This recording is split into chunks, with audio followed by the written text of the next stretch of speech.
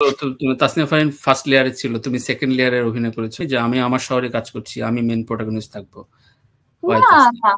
না না আমরা আমরা তিনজন, যদিও আমাদের তিনজন একসাথে কোনো সিন ছিল না, বাট আমরা তিনজন অন সেট অনেক হ্যাং আউট করেছি, অনেক ফান ছিল ওদের সাথে কথা বলতে। আর না, আমি জাস্ট খুবই হ্যাপি ছিলাম যে আমাকে কাস্ট করা হয়েছিল। আর চরকিতে এটা আমার ফার্স্ট টাইম একটা ফিল্ম গিয়েছে। এখন ইভেন লাস্ট উইকও আমি একটা ব্যাকগ্রাউন্ড এক্সট্রা বলতে জুনিয়র আর্টিস্ট আপনারা যেটা বলেন, তো আমি এখনো ব্যাকগ্রাউন্ড এক্সট্রা হিসাবেও কাজ করি সিডনিতে, যেখানে আমাকে ক্যামেরাতে দেখাই যায় না, এরকমও আমি এখনো রোল করছি আর কি। সো আমি জাস্ট সেটে থাকতেই ভালোবাসি আর কি, মানে মানুষের কাজ দেখা, আমি জাস্ট অবজার্ভ করতেই লাইক করি যে ডিরেক্টর কিভাবে কাজ করছে। না, আমার ওরকম কোনো প্রবলেম নাই। আর কাছের মানুষ দূরে থেকে আই থিঙ্ক ভালোই ক্যারেক্টার ছিল, কারণ আমাদের একটা সিন আছে যেটা খুবই ইমোশনাল একটা সিন, যে মানে আমি নানির সাথে, মানে ওনার সাথে আর কি কান্না করছি আর ডায়লগ গুলো বলছি। ওই সিনটার পর ও আমার মাকে গিয়ে বলেছিল যে আপনার মেয়ে খুবই ভালো করেছে। তো ওইটা আমার জন্য খুবই একটা বড় ব্লেসিং ছিল আর কি। তো হ্যাঁ, উনি খুবই খুবই ভালো মানুষ। অনেকেরাই হচ্ছে ফেসবুক আর ইনস্টাগ্রামকে আন্ডার এস্টিমেট করে, কিন্তু আমি সোশ্যাল মিডিয়াকে এমন ভাবে ইউজ করি যে এটা আমার বেনিফিট হয়। সো আমি অলওয়েজ খুঁজতে থাকি অপরচুনিটির জন্য, কারণ কেউ আপনাকে তো খুঁজে বের করবে না, রাইট? আপনি হচ্ছে নিজেকে যদি লুকায় রাখেন সেটা হবে না।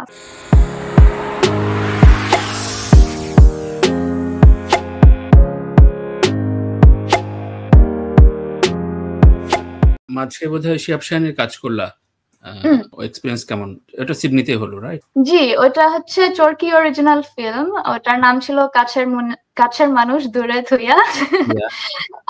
ওইটাতে ছিল প্রীতম হাসান এবং তাসনিয়া ফারিন। আর হ্যাঁ, পুরো শুটিং সব শুটিং সিডনিতে ছিল, আর অনেকগুলো সিন হচ্ছে ওরা বাংলাদেশে শুটিং করে এসেছিল।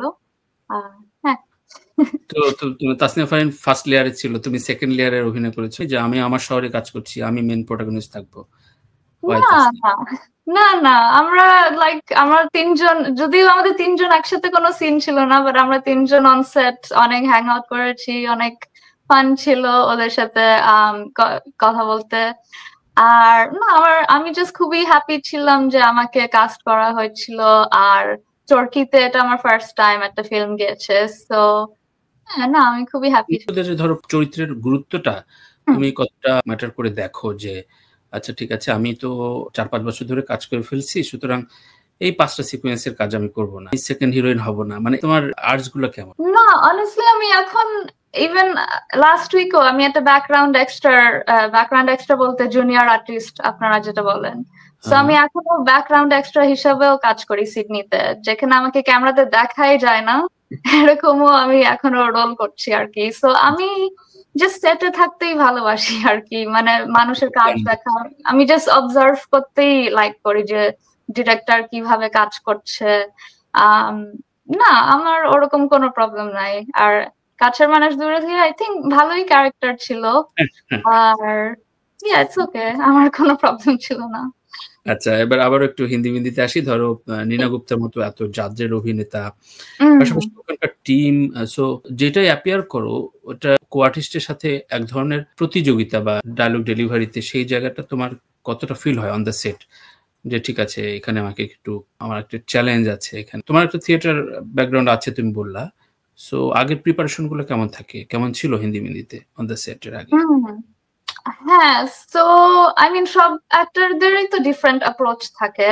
অ্যাক্টিং তো এরকম একটা সেট একটা মেথড নাই, বাট আমার যে স্টাইল, আমি প্রথমত হচ্ছে স্ক্রিপ্টটা পুরো মুখস্থ করি, সো প্রত্যেকটা ডায়লগ একদম মুখস্থ করি।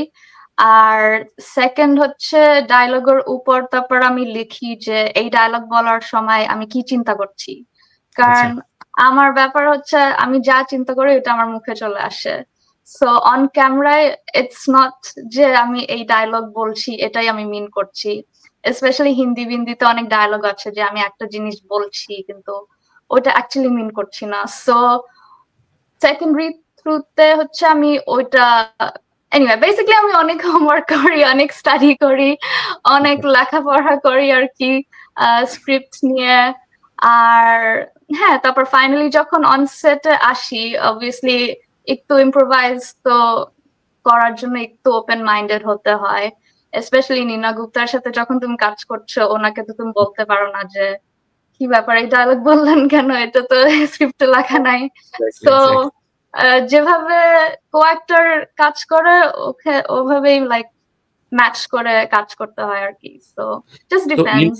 নীনা গুপ্তার সাথে প্রথম অফেয়ারে যখন কথা বললা যে আমি রূপন্তী, এবং একসাথে নিশ্চয়ই মানে একটা রিহার্সাল তো হয়, সো কেমন এক্সপেরিয়েন্স, মানুষটা কেমন কেমন লাগলো তোমার কাজ করে, একটু বলো, ডিটেল বলো। জি জি, সো পুরো কাস্ট হচ্ছে সিডনিতে ছিল, শুধু দুইজন ইন্ডিয়া থেকে এসেছিল, যেটা হলো নীনা গুপ্তা এবং মিহির আহুজা। সো ওদেরকে আনার আগে আমরা 3-4টা জুম কলে আর কি মানে অনলাইনে রিহার্সাল করেছিলাম। আর নীনা গুপ্তার ফার্স্টেই হচ্ছে একদম লাইক সানগ্লাস পরা ছিল, সিংপ্লেট পরা ছিল, লাইক তার নানির ক্যারেক্টার দেখে পুরো অপোজিট। আর ফেস টু ফেস যখন সিডনিতে ফাইনালি দেখা হয়েছিল, লাইক আপনি খুবই ফিল করবেন সে খুবই ইয়াং এট হার্ট, মানে একদম টিনেজ টাইপের আর কি। কিন্তু যখন ক্যামেরা অন হয় আর সে ক্যারেক্টারের মধ্যে লাইক 1 সেকেন্ডের মধ্যে ঢুকে যায়, আর আপনি পুরো ভুলেই যাবেন যে রিয়েল লাইফে ও এত স্মার্ট, ইংলিশে পুরো কথা বলে, কিন্তু এই হিন্দিদের চরিত্রতে ও একদমই ইংলিশ কথা বলে না। সো উনি খুবই প্রফেশনাল আর খুবই খুবই ট্যালেন্টেড। তোমাকে কি কি ব্লেসিংস দিল, কি অ্যাপ্রিশিয়েট করলো? হ্যাঁ, উনি আমার মায়ের সাথে অনেক কথা বলছিলেন, আর মাকেও বলেছিল যে আপকা ডটার বহুত আচ্ছা কিয়া, এরকম লাইক স্পেশালি কারণ আমাদের একটা সিন আছে যেটা খুবই ইমোশনাল একটা সিন, যে মানে আমি নানির সাথে মানে ওনার সাথে আর কি কান্না করছি আর ডায়লগ গুলো বলছি। ওই সিনটার পর ও আমার মাকে গিয়ে বলেছিল যে আপনার মেয়ে খুবই ভালো করেছে। তো ওইটা আমার জন্য খুবই একটা বড় ব্লেসিং ছিল আর কি। তো হ্যাঁ, উনি খুবই খুবই ভালো মানুষ। তার মানে দেখো রূপন্তী, যদি বলি ধরো আমার শোটা অনেকেই দেখে ইন্ডাস্ট্রি বা ইন্ডাস্ট্রির বাইরে, কেউ যদি চায় তাহলে নিজের অভিনয় জায়গাটা যে কোনো ভাবে পাওয়া যায়। মানে তোমার তো কোনো চাচা মামা খালু তো বলিউডে কাজ করে না, তাই না? যে রেফার করে, তুমি 10 বছর ধরে অডিশন দিচ্ছ, দিতে দিতে তুমি আজকে এই কাজটা পেলে, সুতরাং ট্রাই করলে লেগে থাকলে সেটা সম্ভব। এটা একটু বলো, একটু ইন্সপায়ার হোক সবাই। জি অবশ্যই, এটা দেখ অনেক রিজেকশন তো আসবেই। আমি যে বলতেছিলাম যে ডেইলি ধরো আমি মেবি 10টা অডিশনের মতো দেই, আর সেটার বাইরেও আমি অলওয়েজ খুঁজতে থাকি যে আমি সেটা গুগলের মাধ্যমে হোক বা হ্যাশট্যাগ আমি সার্চ করি, বা প্রত্যেকটা কাস্টিং ডিরেক্টরকে আমি ফলো করি ধরো। সো অনেকেরাই হচ্ছে ফেসবুক আর ইনস্টাগ্রামকে আন্ডার এস্টিমেট করে, কিন্তু আমি সোশ্যাল মিডিয়াকে এমন ভাবে ইউজ করি যে এটা আমার বেনিফিট হয়। সো আমি অলওয়েজ খুঁজতে থাকি অপরচুনিটির জন্য, কারণ কেউ আপনাকে তো খুঁজে বের করবে না, রাইট? লাইক আপনি হচ্ছে নিজেকে যদি লুকায় রাখেন সেটা হবে না। সো আমি অলওয়েজ হচ্ছে আমাকে প্রেজেন্ট করি আপনি আমার ফেসবুক দেখবেন লাইক একদম প্রফেশনাল হিসাবে। তো কেউ যদি আমার প্রোফাইলে গিয়ে দেখবে আমার সব কাজের বা আমার শো রিল দেখবে, তো আমি ওভাবে আমাকে প্রেজেন্ট করি যে কোন ডিরেক্টর আমার সাথে কাজ করতে চাবে। আর হ্যাঁ, অবভিয়াসলি নিচেই জাস্ট লেগে থাকতে হবে, অনেক রিজেকশন আসবে, বাট অডিশন গুলো দিতেই হবে। কারণ আমি বাংলাদেশের সিস্টেম আমি জানি না, বাট অস্ট্রেলিয়ায় হচ্ছে অডিশন ছাড়া কাস্ট হয় না। সো বাংলাদেশে শুরু হয়েছে কিন্তু বাংলাদেশে সেই প্রফেশনালিজমটা তৈরি হয়নি। এখানে অনেকেই কমেন্ট করছে, কমেন্টগুলো আমি একবারই নেব, কিন্তু একজন অনেকবার কমেন্ট করছে ও রাগ করবে। আর দি গ্যাং 2.0 ওই একই কথা, যেটার প্রশ্নটা করলাম যে একদম নতুন শো অভিনয় করতে চায়, বেসিক থিংস গুলো, কানেকশন গুলো কিভাবে সে পাবে? তোমার জার্নিটা বলো। তোমার বাবা মার কানেকশন হয়তো ছিল, কিন্তু তুমি তোমার আর্জ থেকে তো অভিনয়টা শুরু করেছো, তাই না? জি, আর আমি যেটা বললাম, আমি অলওয়েজ সার্চ করতে থাকি যে কোথায় কি অডিশন হচ্ছে। আর ইভেন যদি ওয়ার্কশপও থাকে, ধরো মাঝে মাঝে অনেকগুলো অ্যাক্টিং স্কুল থাকে বা থিয়েটারের গ্রুপ থাকে, ওরা একটা ফ্রি ক্লাস ধরো প্রমোট করে। সো যেখানে কোনো অপরচুনিটি থাকে যে মেবি এখানে আমি কানেকশন বিল্ড করতে পারবো, আমি ওখানে যাই, আমার টাইম স্পেন্ড করি।